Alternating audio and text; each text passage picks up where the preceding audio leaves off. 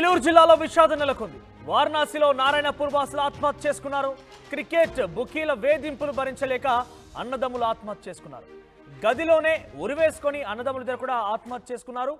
ఇక వారి పేర్లు లక్ష్మీనారాయణ, లోక్ వినోద్లుగా తెలుస్తోంది. ఆత్మహత్యకు ముందు ఒక సెల్ఫీ వీడియోను కూడా విడుదల చేశారు ఇద్దరు సోదరులు.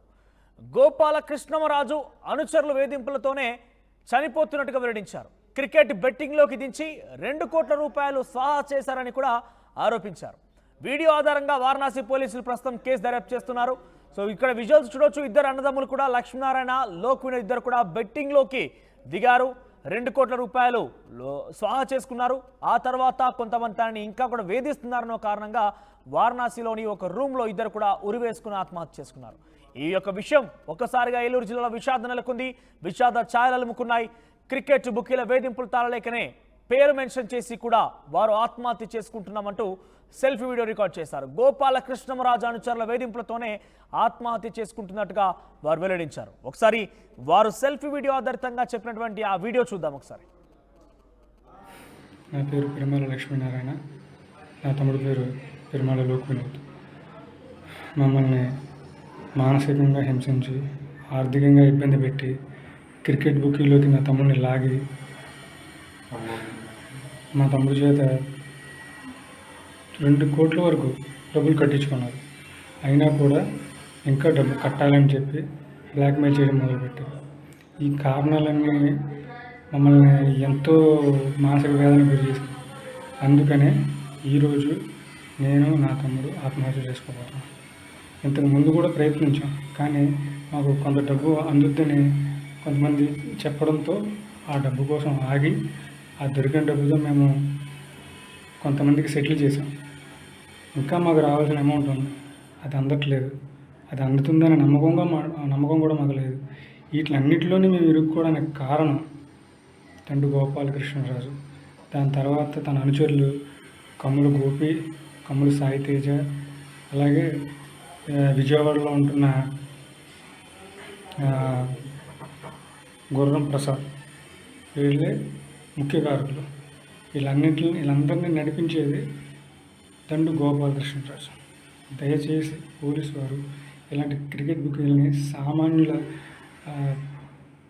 జీవితాలను నాశనం చేస్తున్నారు. అసలు వీటిలన్నిటితో పాటు నా తమ్ముడిని అనవసరంగా రాజకీయాల్లోకి లాగి పేరు మొత్తం చెడగొట్టి నానా చెత్త చేశాడు. ఒక రకంగా కాదు, ఎన్నో రకాలుగా తన స్వార్థం కోసం ఎన్ని రకాలుగా వాడుకోవాలో అన్ని రకాలుగానూ వాడుకొని బ్లాక్మెయిల్ చేశాడు. ఈరోజు మేము అతని కారణంగానే ఆత్మహత్య చేసుకుంటున్నాం. దయచేసి పోలీసు వారు సరైన విచారణ జరిపి వాళ్ళకి తగిన శిక్ష ఇస్తారని నమ్ముతున్నాం. మేము ఎంతకంటే ఏమి చేయలేం. మాకు చేయగలిగింది ఏంటంటే, మేము నష్టపోయాం, మేము బాధపడ్డాం, పలానా వ్యక్తి తండ్రి గోపాలకృష్ణరాజు వల్ల అని ప్రాణాలు తీసుకొని మరీ చెప్తున్నాం. ఎంతకంటే మేము ఎటువంటి సాక్ష్యాన్ని మీకు ఇవ్వలేం. దర్యాప్తు చేసి మీరే నిజానిజాలు తెలుసుకొని నిందితులకి శిక్ష పడేలా చేస్తారు. అందరికీ నమస్కారం అండి. నా పేరు పెరుమాల లోక్ వినోద్, మా అన్న పేరు పెరుమాల లక్ష్మీనారాయణ. మాది నారాయణపురం, ఉంటూరు మండలం, ఏలూరు జిల్లా అండి, ఆంధ్రప్రదేశ్. నేను ఈరోజు సూసైడ్ చేసుకుంటున్నానండి. మేమిద్దరం సూసైడ్ చేసుకోవడానికి గల ముఖ్య కారణం దండు గోపాలకృష్ణరాజు అండి. ఈ దండు గోపాలకృష్ణరాజు అనే వ్యక్తి దగ్గర 5-6 సంవత్సరాల నుంచి నన్ను మన్నీని బ్లాక్మెయిల్ చేసి మా దగ్గర డబ్బులు వసూలు చేశాడండి. ఒకవేళ డబ్బులు ఇవ్వకపోతే మాకు సంబంధం లేని ఇల్లీగల్ వ్యవహారాల్లో మమ్మల్ని ఇన్వాల్వ్ చేసి ఇరికిస్తానని బ్లాక్మెయిల్ చేశాడు. అంతేకాకుండా ఇతనికి తోడు కమ్ముల గోపి, కమ్ముల సాయి తేజ, గుర్రం ప్రసాద్, వీళ్ళు నలుగురు కలిసి నన్ను మన్నీని మానసికంగా హింసించి బ్లాక్మెయిల్ చేసి మా దగ్గర 2-3 కోట్ల వరకు వసూలు చేశారండి. వాళ్ళ టార్చర్ భరించలేక 2024 ఏప్రిల్ నెలలో మేము ఇల్లు వదిలేసి ఇచ్చేసామండి. అయినా వాళ్ళు మమ్మల్ని మానసికంగా హింసించి మా పరువు అంతా తీసి మేము పలానా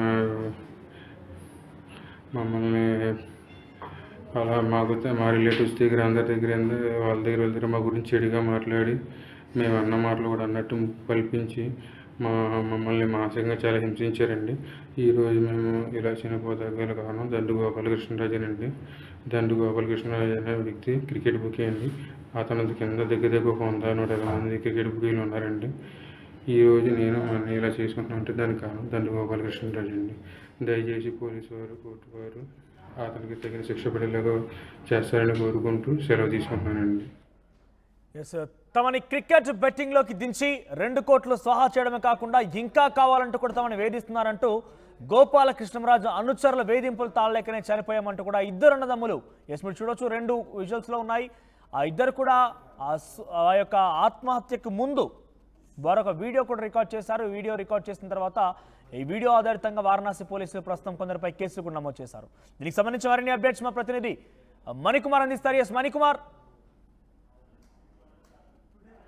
గుంటూరు నియోజకవర్గం నారాయణపురం గ్రామంలో విషాదం చోటు చేసుకుంది. క్రికెట్ బెట్టింగ్ మాఫియా ఊబిలో పడి ఇద్దరు అన్నదమ్ములు ఆత్మహత్య చేసుకున్న ఘటన స్థానికంగా కలకలం రేపింది. దీనికి సంబంధించి వివరాలకు వెళ్తే నారాయణపురం చెందినటువంటి పి లక్ష్మీనారాయణ, అదేవిధంగా పి లోక్ వినోద్ ఇద్దరు కూడా అన్నదమ్ములు. ఇద్దరు కూడా ఫైనాన్స్ వ్యాపారం చేస్తూ ఉంటారు. అయితే గత కొంతకాలంగా క్రికెట్ బెట్టింగ్లకు డబ్బులు పెట్టి పోగొట్టుకున్నట్టు కూడా తెలుస్తుంది. దీనికి సంబంధించి అటు బుక్కీలకు ఇటు అన్నదమ్ములకు ఇద్దరికి మధ్య వాగ్వాదాలు జరుగుతున్న నేపథ్యంలో వాళ్ళు మే 12వ తారీఖు 4 నెలల క్రితం మే 12వ తారీఖు ఇల్లు వదిలి వెళ్ళిపోయారు. తర్వాత ఒక సెల్ఫీ వీడియోను రిలీజ్ చేశారు. తమ బుక్కీల నుంచి వేధింపులు తట్టుకోలేకపోతున్నాం, చాలా వరకు డబ్బు పోగొట్టుకున్నాం, ఆ క్రికెట్ బెట్టింగ్లో తెలియక దాదాపు 2 కోట్ల వరకు కూడా డబ్బులు పెట్టేశాము, ఈ డబ్బులన్నీ కూడా ఇరుక్కుపోయినాయి, చాలామంది మాకు డబ్బులు ఇవ్వాల్సిన వాళ్ళు ఇవ్వలేదు, అదేవిధంగా బుక్కీలకు సంబంధించి మేము డబ్బులు కట్టినా సరే ఇంకా మీరు డబ్బులు కట్టాలని చెప్పి వాళ్ళు వేధిస్తున్నారు, ఇక మేము ఇక్కడ ఉండలేము, నారాయణపురంలో బతకలేము, అందుకని మేము చనిపోవాలనుకుంటున్నాం అని చెప్పి ఒక వీడియోని రిలీజ్ చేశారు. అయితే ఈ వీడియో సోషల్ మీడియాలో వైరల్ అవడంతో తల్లిబోయిన రాజేష్ అనే వ్యక్తి, వీళ్ళకి సంబంధం లేని తల్లిబోయిన రాజేష్ అనే వ్యక్తి స్థానికంగా ఉన్నట్టు చేబ్రోలు పోలీస్ స్టేషన్లో మిస్సింగ్ కేసు ఫైల్ చేశారు. తర్వాత ఆ కేసును పోలీసులు విచారణ దర్యాప్తు ప్రారంభించారు. వాళ్ళిద్దరు ఎక్కడికి వెళ్ళారు ఏంటని పోలీసులు కూడా విచారణ ప్రారంభించారు. కానీ వాళ్ళ ఆచూకీ ఎక్కడా కూడా లభించలేదు. దాదాపు 4 నెలల పాటు వాళ్ళు ఎక్కడున్నారు కూడా ఎవరికి కూడా తెలియని పరిస్థితి. అయితే ఇటీవల 8వ తారీఖు అంటే ఈ నెల 8వ తారీఖు సెప్టెంబర్ 8వ తారీఖు ఒక వీడియోను రిలీజ్ చేశారు. మళ్ళీ అదే అన్నదంలో ఇంకో వీడియోను కూడా రిలీజ్ చేశారు. మేము చాలా వరకు వెయిట్ చేసాము, మాకు రావాల్సిన డబ్బులు చాలా వస్తాయి, కానీ మేము అనుకున్నంత వరకు రాలేదు, వచ్చిన డబ్బు అంతా కూడా ఇవ్వాల్సిన వాళ్ళకి చాలామందికి ఇచ్చేసాం, కానీ బుక్కీల నుంచి మాకు ఇంకా ఒత్తిడి ఎదురవుతూనే ఉంది, వాళ్ళ వేధింపులు మేము తట్టుకోలేకపోతున్నాము, మా తమ్ముడిని అనవసరంగా క్రికెట్ బెట్టింగ్లు అలవాటు చేసి ఈ క్రికెట్ ఊబిలోకి లాగి వాళ్ళు దాదాపు 2 కోట్ల రూపాయల వరకు కూడా మా దగ్గర డబ్బులు వసూలు చేశారని పి లక్ష్మీనారాయణ సెల్ఫీ వీడియోలో కూడా చెప్పిన పరిస్థితి కనిపించింది. వీళ్ళ వేధింపులు తట్టుకోలేక మేము మళ్ళీ ఆత్మహత్య చేసుకోవాలని నిర్ణయించుకున్నాము, గతంలోనే ఆత్మహత్య చేసుకోవాలని నిర్ణయించుకున్నాం, కానీ మాకు రావాల్సిన డబ్బులు వచ్చిన తర్వాత సెటిల్ అయిపోతుంది అంతా అనుకున్నాం, కానీ ఎవరికి వారు మమ్మల్ని మోసం చేశారు, చాలా వరకు మాకు రావాల్సిన డబ్బు ఇవ్వకపోగా ఇంకా మీరే మాకు డబ్బులు ఇవ్వాలని చెప్పి ఇప్పటికే 2 కోట్లు కట్టించుకొని ఇంకా డబ్బులు ఇవ్వాలని చెప్పి తమను వేధిస్తున్నారని చెప్పి పి లక్ష్మీనారాయణ కూడా వీడియోలో చెప్పిన పరిస్థితి. మేము ఇంకా బతకలేము, మేము చనిపోతున్నామని చెప్పి సెల్ఫీ వీడియోని రిలీజ్ చేసి వాళ్ళిద్దరూ కూడా ఆత్మహత్య చేసుకున్నారు. ఈ 4 నెలల పాటు కూడా వాళ్ళు ఉత్తరప్రదేశ్ వెళ్ళిపోయినట్టు తెలుస్తుంది. అక్కడ స్థానికంగా ఉన్నటువంటి పుణ్యక్షేత్రాలన్నీ కూడా దర్శించుకొని అక్కడ పూజలు కూడా చేసినట్లు కూడా తెలుస్తుంది. అక్కడ వారణాసిలో ఒక ఆశ్రమంలో గది అద్దెకి తీసుకొని అక్కడే ఉంటున్నట్టు కూడా తెలుస్తుంది. వాళ్ళు ఆత్మహత్య చేసుకున్న తర్వాత వాళ్ళు ఎక్కడున్నారు ఏంటి అనేది పోలీసులు వచ్చి చూసే వరకు కూడా ఎవరికీ తెలియదు. వారణాసిలో ఒక ఆశ్రమంలో గది అద్దెకి తీసుకొని అక్కడే ఉంటున్నట్టు కూడా తెలుస్తోంది. ఈ నెల 8వ తేదీన సెల్ఫీ వీడియో రిలీజ్ చేసిన తర్వాత ఇద్దరు అన్నదమ్ములు కూడా హ్యాంగిల్కి ఉరివేసుకొని ఆత్మహత్య చేసుకున్నారు.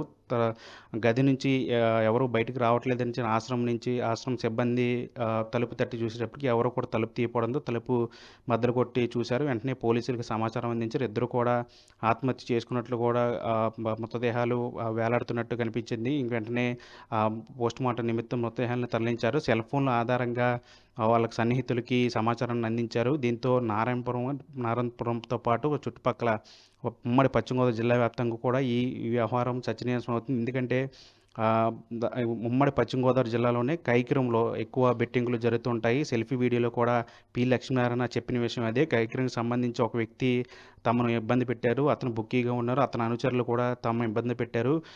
దాదాపు 4-5 కలిసి మమ్మల్ని నిత్యం వేధిస్తూ ఉండేవాళ్ళు. వాళ్ళ టార్చర్ తట్టుకోలేకే మేము ఆత్మహత్య చేసుకుంటున్నామని చెప్పిన పరిస్థితి కనిపించింది. అంటే బెట్టింగ్ మాఫియాకి సంబంధించి ఏ ఏ ఏ విధంగా వాళ్ళు రెచ్చిపోతున్నారో ఒకసారి అర్థం చేసుకోవచ్చు. మనం సెల్ఫీ వీడియోలు చూస్తే గనక వాళ్ళు చెప్పిన విధానం అంతా చూస్తే గనక చాలా వరకు కూడా ఇది చాలా దూరం వెళ్ళింది. వాళ్ళు ఎంత మానసిక క్షోభకు గురి చేస్తారనేది బెట్టింగ్లకు బుక్కీలకు సంబంధించిన బుక్కీలు బెట్టింగ్లు కట్టే వాళ్ళని ఎంత మానసికంగా హింసిస్తారనేది మనకు అర్థమవుతూ ఉంటుంది. అయితే ఉమ్మడి పశ్చిమ గోదావరి జిల్లాకు సంబంధించి కైకిరం కేంద్రంగా ఇక్కడ బెట్టింగ్ మాఫియా జరుగుతూ ఉంటుంది. ఇక్కడ దశాబ్దాల కాలంగా ఈ బెట్టింగ్ మాఫియా జరుగుతుంది. క్రికెట్ ముఖ్యంగా ఐపీఎల్ సీజన్లో అలాంటి క్రికెట్ సీజన్లో ఎక్కువగా వీళ్ళు బుక్కీలు దాదాపు 40-50 మంది వరకు కూడా ఒక్క కైకిరంలోనే 40-50 మంది వరకు కూడా బుక్కీలు ఉన్నట్లు తెలుస్తుంది. ఈ నేపథ్యంలో వాళ్ళే యువతనంతా కూడా ఎక్కువ డబ్బులు ఆశ చూపి క్రికెట్ బెట్టింగ్లోకి లాగుతున్నారు. దాదాపు అమాయకులైన వాళ్ళ నుంచి యువత నుంచి దాదాపు కోట్లాది రూపాయలు దండుకుంటూ జేబులు నింపుకుంటున్న పరిస్థితి కనిపిస్తుంది. అయితే ఇంత జరుగుతున్నా సరే కైకిరం ఊరిలో ఇంత జరుగుతున్నా సరే ఎవరు కూడా పట్టించుకోకపోవడం, దీని మీద కేసులు నమోదవటం కానీ వాళ్ళ బుక్కీలని అరెస్ట్ చేయటం కానీ లేదంటే వాళ్ళని అరికట్టడంలో యంత్రాంగం అంతా కూడా ఫెయిల్ అయిందని చెప్పాలి. ఎందుకంటే ఇది దశాబ్దాల కాలంగా కూడా అందరికీ తెలిసిన బహిరంగ రహస్యం. అయినా సరే ఎవరు కూడా బుక్కీలకు సంబంధించి నియంత్రించకపోవడంతో ఇట్లాంటి విషాదాలు జరుగుతూ ఉన్నాయి. ఇప్పుడు ఇద్దరు అన్నదమ్ముల ఆత్మహత్య కాదు, గతంలో కూడా చాలామంది ఇలా బుక్కీలకు సంబంధించి వేధింపులు తాళలేక చాలామంది ఆత్మహత్య చేసుకున్న ఘటన కూడా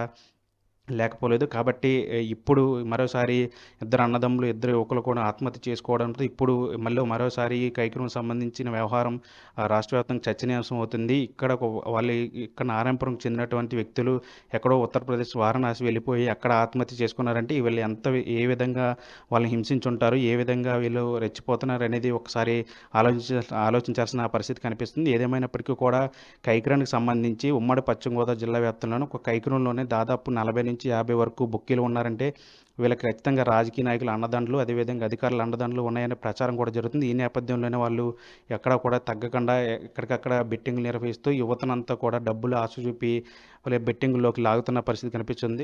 ఒక పక్క ప్రభుత్వం అంతా కూడా ఎక్కడికక్కడ ఇలాంటి చర్యలన్నింటినీ కట్టడి చేస్తున్నా సరే కానీ కొన్ని చోట్ల కొన్ని చోట్ల కైకిరం లాంటి గ్రామాల్లో ఇలా బెట్టింగ్లకు సంబంధించి బుక్కీలు అట్లాగే ఉంటున్నారంటే ఖచ్చితంగా దీంట్లో అధికారుల పాత్రను రాజకీయ నాయకుల పాత్ర కూడా ఉంటుందనే ప్రచారం జరుగుతూ ఉంది. ఈ నేపథ్యంలో మరి దీని మీద అటు పోలీసులు కానీ లేదా పాలకులు కానీ ఎట్లాంటి చర్యలు తీసుకుంటారు అనేది కూడా వేచి చూడాల్సిన అవసరం ఉంది. ఎందుకంటే కైకిరం గ్రామంతో పాటు అటు పక్క నారాయణపురం, చేబ్రోలు గ్రామానికి సంబంధించి కూడా ఎక్కువగా బుక్కీలు ఉన్నట్లు కూడా తెలుస్తుంది. మొత్తం ఉమ్మడి పశ్చిమ గోదావరి జిల్లా వ్యాప్తంగా కూడా కైకిరం నుంచే ఎక్కువగా బెట్టింగ్లు జరుగుతూ ఉంటాయి. ఇక్కడి నుంచే చాలామంది బుక్కీలు పుట్టుకొస్తూ ఉంటారు. ఇప్పటికే 40-50 మంది బుక్కీలు ఉన్నారంటే కైకిరం ఏ విధంగా బెట్టింగ్లకు సంబంధించి కేంద్రంగా మారిందో ఒకసారి ఆలోచించాల్సిన పరిస్థితి ఉంది. ఏదేమైనప్పటికీ కూడా ఇద్దరు అన్నదమ్ములు పి లక్ష్మీనారాయణ, లోక్ వినోద్ ఇద్దరు మృతి చెందడం పట్ల మా దగ్గర 2-3 కోట్ల వరకు వసూలు చేశారండి. వాళ్ళ టార్చర్ భరించలేక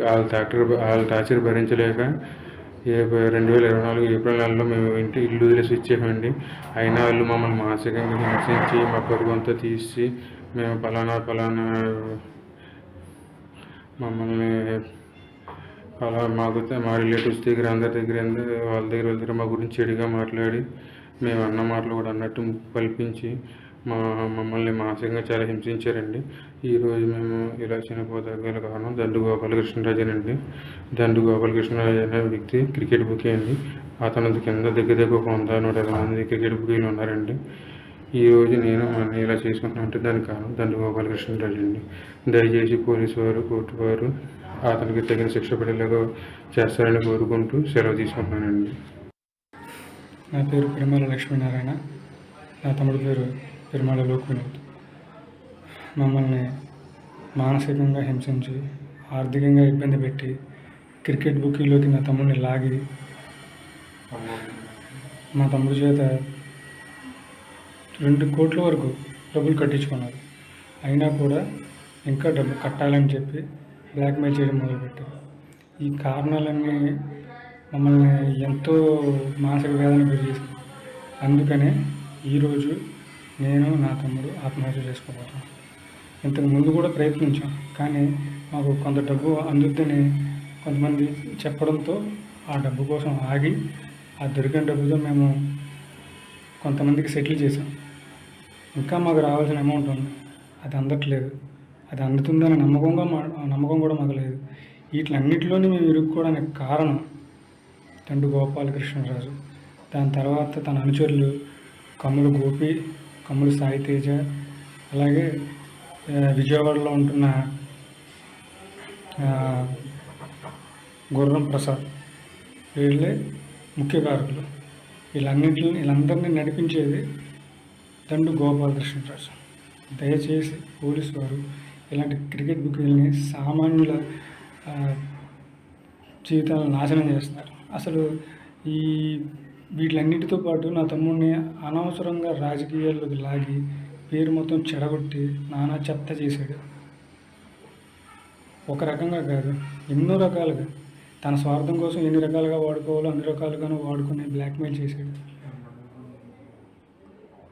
ఈరోజు మేము అతని కారణంగానే ఆత్మహత్య చేసుకుంటున్నాం. దయచేసి పోలీసు వారు సరైన విచారణ జరిపి వాళ్ళకి తగిన శిక్ష ఇస్తారని నమ్ముతున్నాం.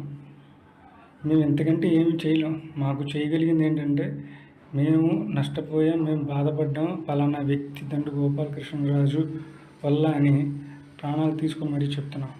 ఎంతకంటే మేము ఎటువంటి సాక్ష్యాన్ని మీకు ఇవ్వలేం. దర్యాప్తు చేసి మీరే నిజానిజాలు తెలుసుకుని నిందితులకి శిక్ష పడేలా చేస్తారని నమ్ముతున్నాం.